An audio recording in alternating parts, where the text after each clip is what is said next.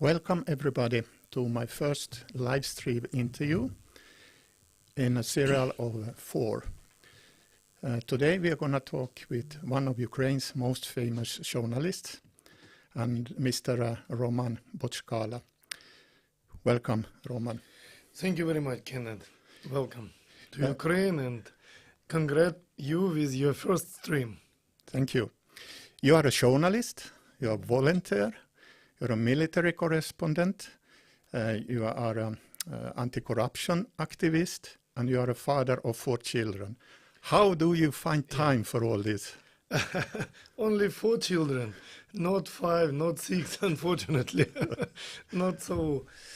I think that, I hope that it will be more activities and more children. But I hope after war. Absolutely. We need more people after the war. Yeah. You became very famous in 2014. You were the first to prove that there was Russian troops directly involved in eastern Ukraine, on the side of the separatists. You made a very dangerous walk. You were also wounded. Where did you find the courage to do all these things? It's difficult to say, maybe because in those time I have no children at all. Maybe because of this, because when sometimes I ask myself, is I able to do it now when I have 4 children? I don't think so, because it's responsibility. Yes, I should be responsible like father. But maybe not. Maybe even now I do the same, because it's difficult to make a decision. And I don't know. I thought that I do something right and something useful for my country, and I felt that I should do it. You also have made many documentaries, war documentaries from hotspots all around the world. But you also made one in Finland, in Suomussalmi, about Finnish Winter War. Do you see any similarity between the Finnish Winter War and the war in Ukraine? Yeah, something is really similar because, Russia, it's similar enemy and these wars, but style of this war, strategy of this war, tactics of this war is very different. Now we see that in Ukraine this is a war of robots, war of some technologies, war of she, and something another thing that it's couldn't imagine 70 years ago, for example, or 50 years ago, or even 10 years ago. But anyway, the same thing, it is a brave people in Finland and in Ukraine now. And the tactic and strategy of Russia is looking like really the same. They just try to go forward because they have more people, more tanks, and more artillery and something like this. So strategy is the same of our enemy. And I hope final of our war will be maybe not the same, but I hope that Ukraine also will be win side like Finland. Yeah, we will go into the front lines a little bit later here, but you are also a very active anti-corruption activist. And 2015, you were the co-founder of the organization Stop Corruption. Even there, you made very brave things, which was with your life as on the edge, and you also were captured by people. Tell me a little bit more about. Yeah, it's like second front line. In Ukraine, we have now two front line. Inside country with corruptioneer and outside with Russia. And that, if you want to have life in Ukraine, and I want to live in here with my children, my family, I understood that we should change our country inside. And it's impossible just to win in the war with Russia, and so we will be living like before. Because before, Ukraine was a part of Soviet Union and part of like pro-Russia area in this part of Europe, and after Russia, Asia, it's not only Europe. And this style of life, I don't want to live like this. And many people in Ukraine don't like it. So it's something disgusting, we understand it. And we try to go it down, like toleration to corruption. And I can say you that even if it takes this 5 years, level of corruption, yes, going down, but not so quick as we want. Yeah, that's true. So but we try to do that we can do, what we can do. I'm journalist, so we can make journalist investigation. And our program, it was broadcasted on TV many years before. Now it's broadcasting in YouTube. You can see it even every week. And so this is our front on journalists with a microphone, with a video camera. So this is what we try, what we can to do to fight with corruption. How do you see the development after Yanukovych came Poroshenko? Poroshenko has been criticized very much, but it looks like people really don't understand what he needed to do. And then from Poroshenko we have Zelensky. How do you see the tendency? It's from going down from, of course it's going down from the last times, but is the critic against Poroshenko right, or is it overdue?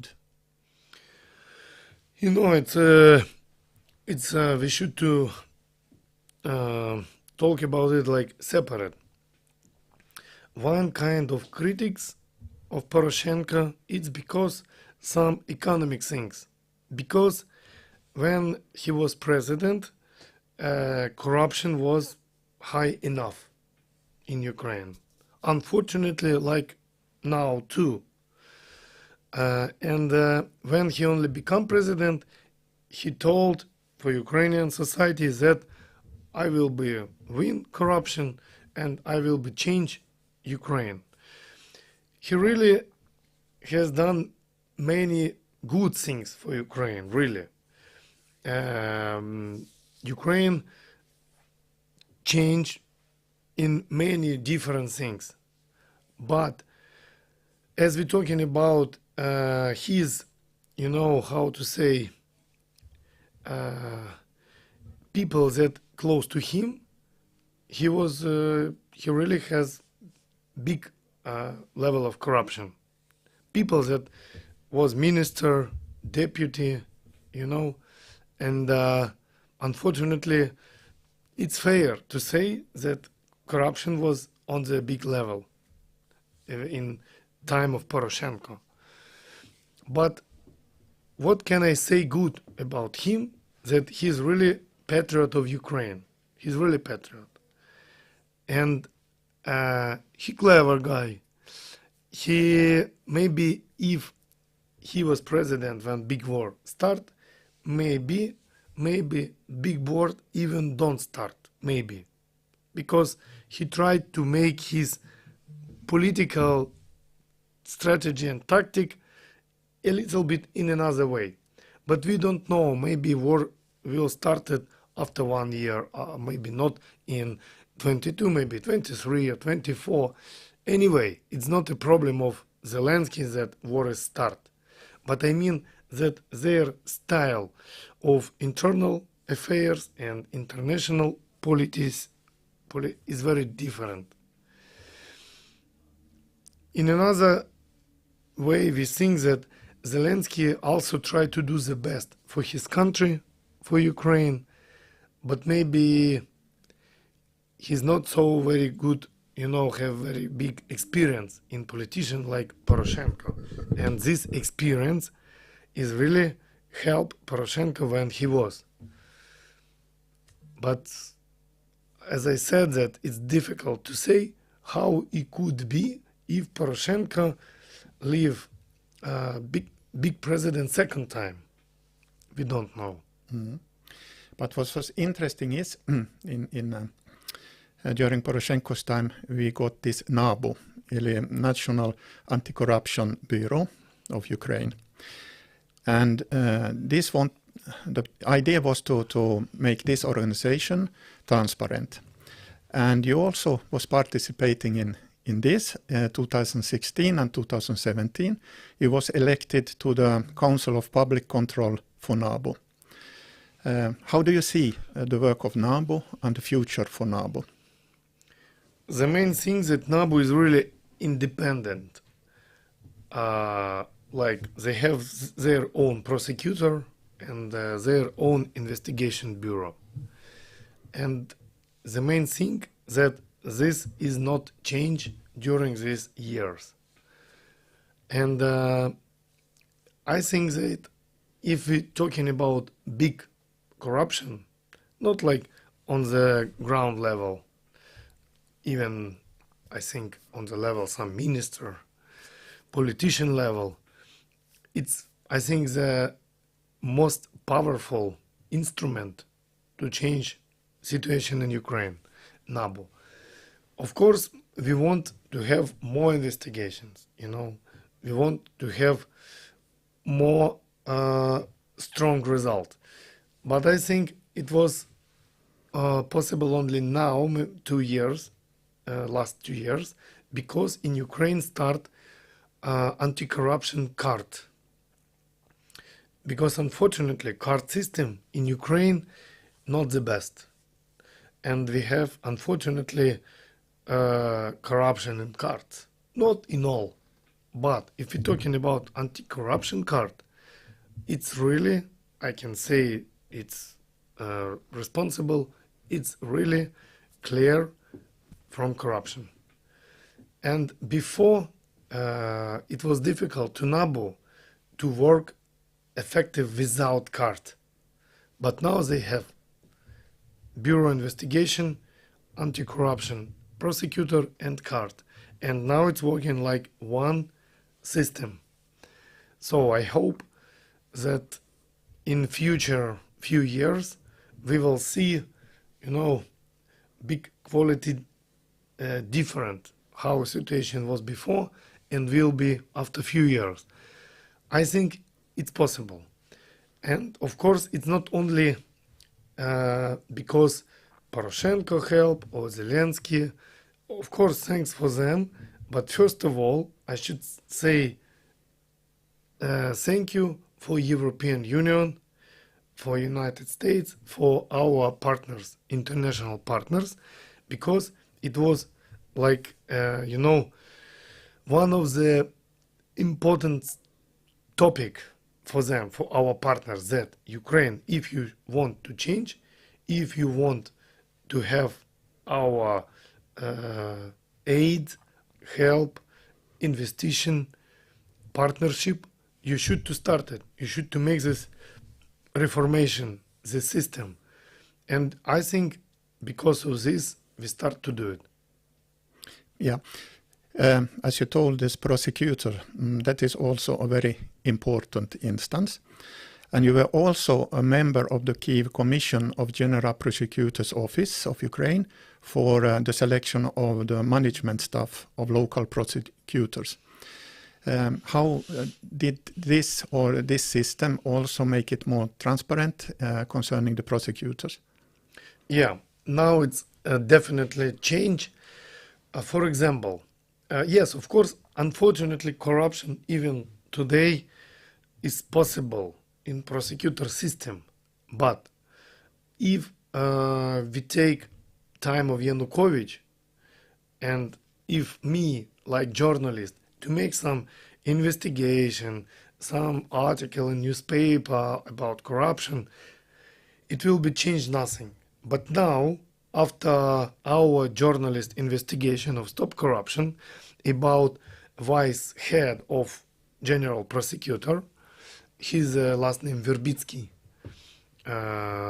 he lost his job. And NABU, Anti-Corruption Bureau, was start their investigation about him, about this prosecutor.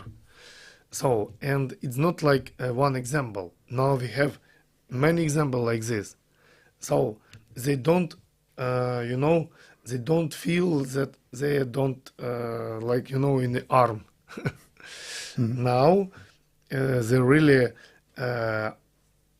feel that if some journalist investigation or some politician investigation, it really can change situation. And now prosecutor try to be more open, more transparent, and they really try to change. And by the way, one important things, last year, all Ukrainian prosecutor started to learn English language. Oh. Yeah, really. Now they have big program in prosecutor, and I know that they really to do it.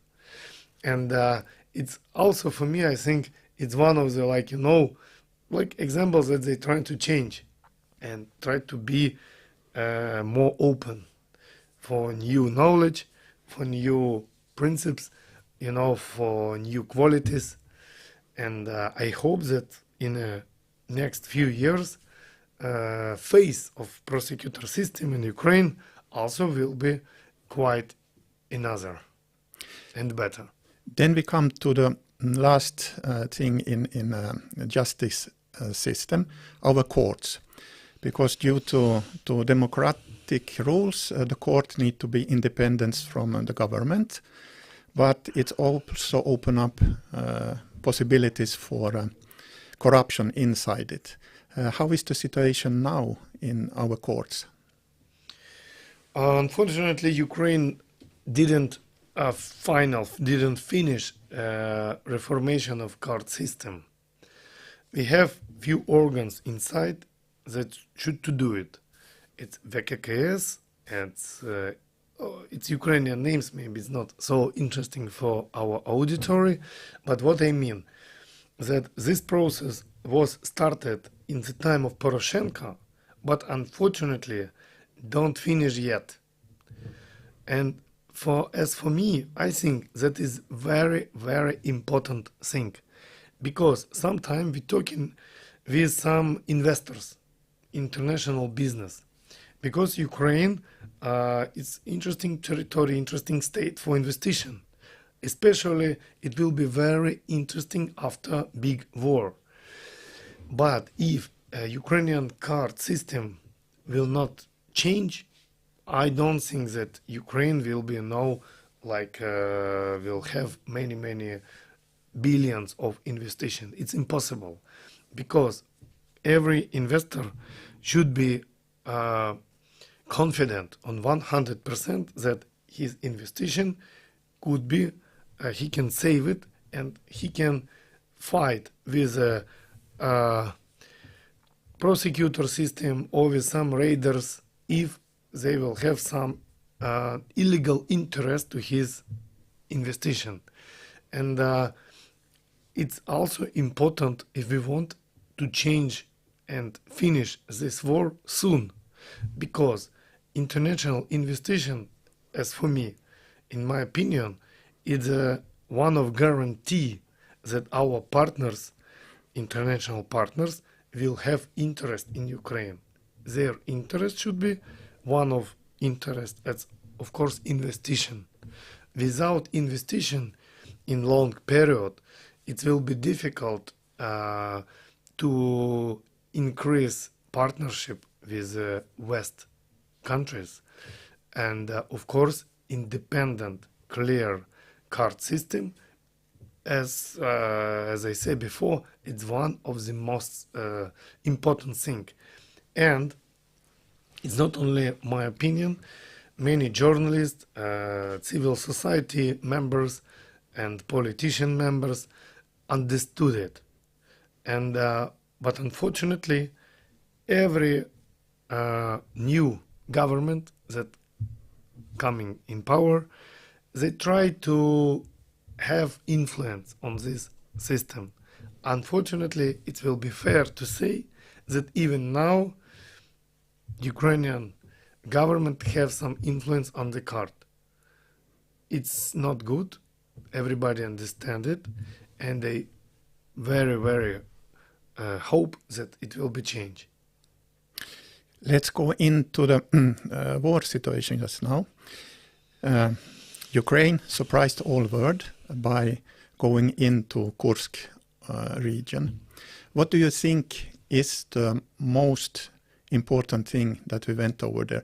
Because before we had the survival war, but when we went into the Russian territory, which actually is old Ukrainian territory, if we are honest, it changed actually to a political war also. What do you think? Why did we go into the Kursk area? I think it's a few different points. One very important point is international, another internal. International point. Ukraine show for all the world that it's possible. That Russian guard not so strong and not have so good defense. It really was surprise, even for Ukrainians, that, oh, wow, it's possible. And if we can only imagine how it was surprise for Russian citizens, that, oh, we are not so strong. Oh, our President Putin told us that we are the best army, we are the most strong power in the world, but not. Ukraine, that if we watch Russian TV, we can see that Ukraine is very, not so strong. Then we can win Ukraine even tomorrow if we want. But maybe we don't want, but we want. So when we want, we will do it. And, it was very, it's like big surprise how it's possible to do. And another very important thing, that Russia troops, they planning operation to make invasion to Sumy region. It's a Kharkiv, Donetsk, and between them, Kharkiv and Sumy on the north. So it was, if they do it 6 months ago, approximately 5 months ago, it could have big problem to Kharkiv. They try to make around their troops around Kharkiv. And when Ukrainian troops make this operation in Kursk, Russian troops go in another way, not in Ukraine to Sumy, and they go to Kursk. Because they understood that if they didn't do it, Ukrainian army was able and they was ready to go forward. Not only Kursk, they was ready to go inside Russia even more deep. So that's why it was really very important operation. And I think that it will be not the last like this. Now we understood clear that power of Russian, and they are strong, that they are very big. But in another hand, this is a problem of Russia. This is a very big territory, and it's very difficult to make defense, strong defense on all part of this territory. And as you see, Ukrainian drones now fly inside Russia more than 1,000 kilometers. Today morning, I have meeting with in Ministry of Defense with a producer of these drones. And it's not secret, I can say about it, that now Ukrainian drone system testing birds that fly on 2,000 kilometers. 2,000. So my prediction that after a few months you will see it in newspaper that our bird is reached to Ural. Wow. Yes. That's why Kursk, birds that fly more than 1,000 kilometers. All of this show that Russia is not so strong. Not so strong. Because when we talk about big war, I hope that it never will happen again. World war, big war for many countries, or like war between NATO and Russia. Sometimes I heard it that, from NATO side, we don't confident, we don't know, we are not sure that we are ready because Russia is very, very strong. Now Ukraine show that Russia is not so strong as we think. It's true. What was surprising for me in Kursk was the cooperation between the different weaponaries. So who do you think was planning all this? Because this is thinking outside the box. Was it Syrskyi or was it Budanov? It's difficult to say. It's difficult to say because now this operation is not finished yet, And that's why it's not so many information about planning of this operation and strategic aim of this operation. I can only say about that it was different opinions and different thinking about what it should be. Syrsky, he's a brilliant planner of operation that is very quick, like operation in Kharkiv region, when Ukraine occupied big territory in Kharkiv region and part of Donetsk region. It was 1.5 year, 2 years before. Time is going very quick. When we're talking about Budanov, he's a master of short operation. It's, like marathon distance, and some short distance. It's normal because Budanov, he's a head of, it's special force and it's intelligent force. So, as I know, Budanov wanted to go inside Kursk and coming back, but not stay there, not take control of this territory, coming inside and coming back. But it was not only operation of Budanov and not only operation of special forces of Budanov. That's why we don't know the biggest aim. Not me, not Budanov, not even maybe not Syrsky, because it's a head of our military office, but we have politician office. And I'm sure that our politician office have, some ways in change of information and planning operation with our partners. And I hope that there's not only just, okay, why not? Go to Kursk. No, I think it has some strategic points. Yeah, because I made a tour around that area, and I saw we have really, really modern weapons there. We have everything there. Yeah. Do you think it was just a, how to say, not planned, but actually now if Mr. Trump will be the American president and he will, as he say, force us to negotiations, that if we have and we still stay in Kursk, that means that Putin will not go in for negotiations. Do you think that is the political weapon? I think so, yes. I think it's really political weapon because we should make fair answer on the main question. What we want, yes, what want United States, what want European Union, what want Ukraine. Of course, we want to win. Yes, of course, we want to take back our territory. But which price? How it will be cost? How long it will be? What I can say clear, that we will be ready, our citizens, Ukrainians, people, we will be ready to take arm, weapon and go forward. But we don't have enough weapon. We really don't have enough weapon.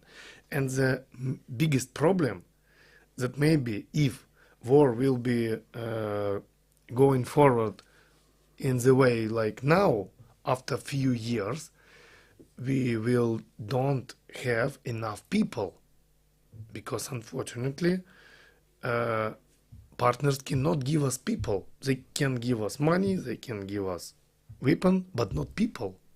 And we understood it. So if Trump or Democratic Party of United States really want to finish this war, not only finish, but finish with the victory of Ukraine, yes, really, we just need weapon, and we are enough, have power, and the main thing that psychology, psychologically, Ukrainian people is ready to take weapon and go on Russian troops. It's also very, very important, because it's not happened in every country where we can say some aggression part, like in Afghanistan. Afghan army have enough weapon, but they don't was ready to have war with Taliban, for example, you know. And it's many examples, maybe another question, but I mean that Ukrainian society now is ready to big war because we have it. And unfortunately, now it's normal for Ukraine, unfortunately. So really everybody understand that we should finish this war anyway. And all wars in the world is finished, but nobody knows when. And this war also will be have their finish, but nobody knows when. And of course, if we want that finish should be successful for Ukraine, we really need much more weapons. When? And we should to do it right now, this year and next, not later. Because later, I think it will be problem with people. And Putin understood it. And for him, I think, it's like marathon distance, you know? It's not war on his territory, only Kursk, a little bit. But it's quite comfortable situation for Russian society, because this war not in their country. That's why, unfortunately, if we coming back for your question, that really Trump want to finish this war without maybe without victory of Ukraine. So it's good that he won't finish this war. It's very good. But I'm not sure that for him important to finish it with victory of Ukraine. I see you are a busy man, so I still want to talk some points. The following is due to our commanders. If you look now, we take Kursk, we see it's working. North of Lipsy, we had very good intelligence. We actually saw that there was one brigade Russians in a very small area, and suddenly we encircled them and deleted them. Same now, I was with the special forces to Kupiansk, and after I came home, I got the information that south of Kupiansk, we actually start already to push the Russians back, so they will not reach the river. Chasiv Yar we know, and Pokrovsk we also know we have put it. Nothing has actually happened. When I was for some weeks ago in Pokrovsk, Pokrovsk is not really destroyed. We have gliding bombs, everything, but is this thanks to our new commander thinking that is more modern, that we actually can hit precisely and take over, that we don't follow the Russian system to go attack by attack by attack? Yes, it's impossible to win in this war if we will do something like symmetria. You know, it's impossible, because we should be more technology, we should be more, how to say, modern technology, and we try to do it. Actually, Ukrainian drone system, drone models, I think the best in the world today. And now our, as you say, special forces of intelligence, it's really, I think this is the elite forces that will be ready to defeat Europe at all from Russia. Because we understood that even after this war, Russia will be on the map. And after Putin, I don't think so that Russia politics very change. And I will be not surprised even if next president will be worse, you know. You know, it's like human history has many examples like this, and we should be ready for a long race, very long race, and it's possible to win only with technology. So, and that you see modern war, modern technologies, and now from many countries, from USA, from Germany, from France, as I know, it's just a few days ago, commander from this country coming here to look at this and to get this experience, because Ukrainian war now show how it's going war next, I think, 20-30 years. So now we will see new tactic and new strategy for the wars in all of the world for the new generation, 20-30 years, I think. Let us go into the last subject, and that is volunteers. You is one co-founder of Battalion Volunteer. What is now in Scandinavian media, they don't write anything about Ukrainian volunteers. They only write about the Swedish, Scandinavians, and the picture is giving like which anti-Ukrainian people in Scandinavia used to say, oh, look, they don't have any own volunteers. Why should really? Yeah, and this is so it's a surprise for me. So but this is also what because this is I really don't understand. We have really anti-Ukrainian movement now going on in Scandinavia and the Nordic countries. And what can you tell about the Ukrainian volunteers? Because your volunteer organization is a really big one, and you have gathered huge amount of money and products. Yeah, a few of our volunteers, guys. This team was found 9 years ago, approximately, yes. And it was like, just, okay, we should help. How we can do it? And we try to be united in this way. So, battalion volunteer and member of this team, like me, like many other people, Ukrainians, we are going to the front line. We deliver there some aid. We buy something useful by our own money, about money of donators. Thank you for the people that help to our team. And actually, in Ukraine, many volunteers. It's a huge quantity of people that do something for our army. And I think that, this war, it's not only war of soldiers with soldiers. It's really war of our nation.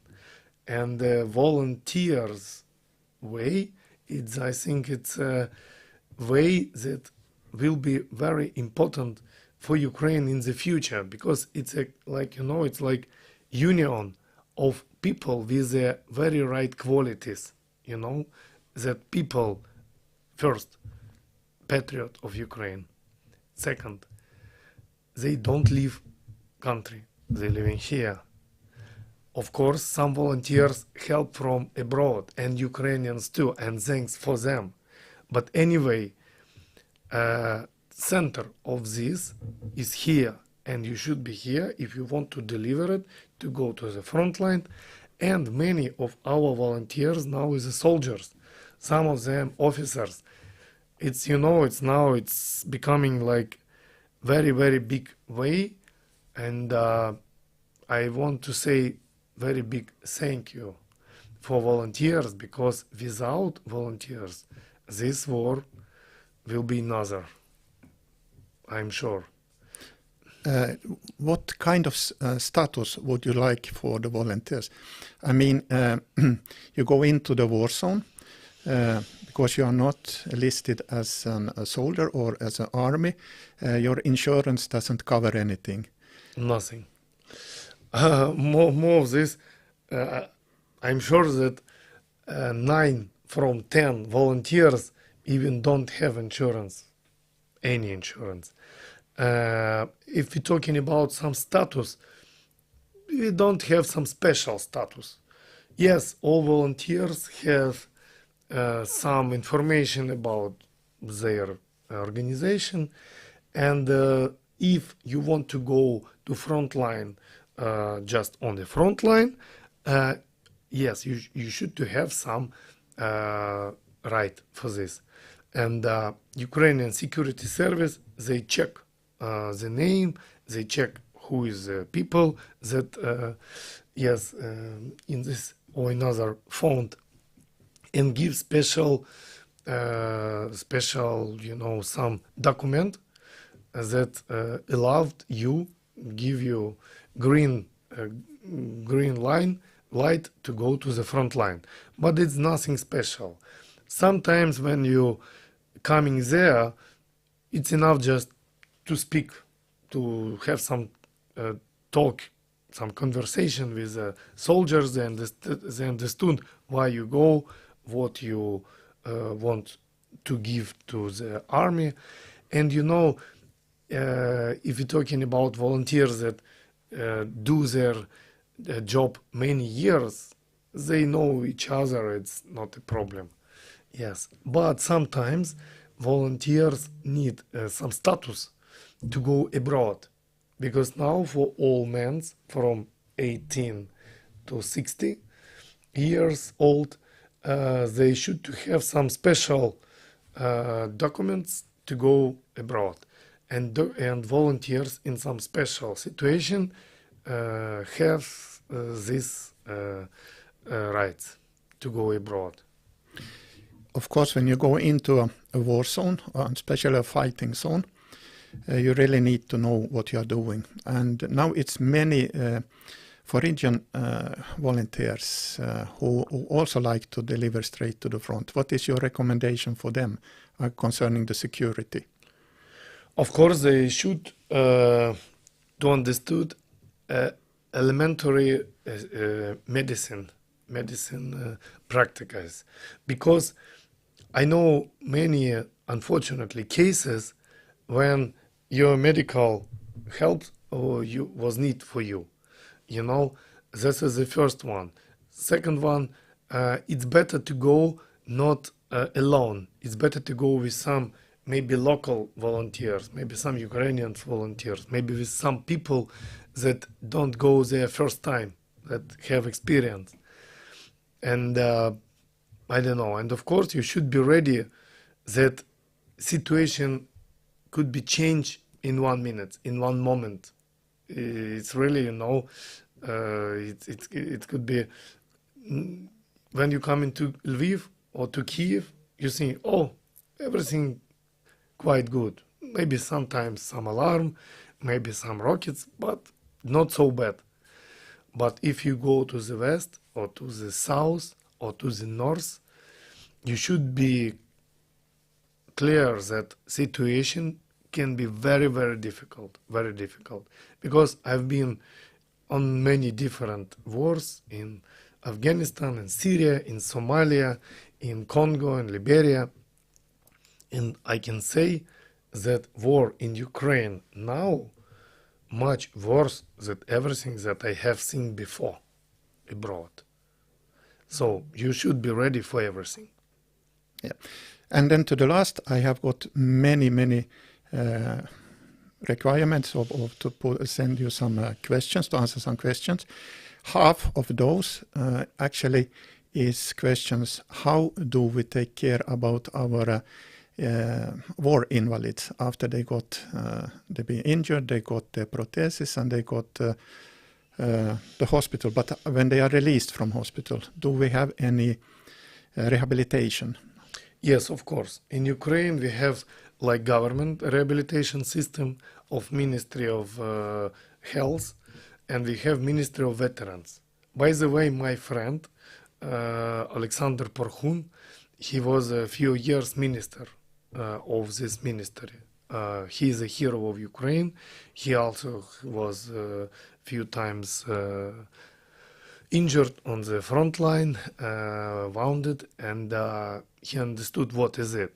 So his ministry of veterans, they do what you say, system of rehabilitation.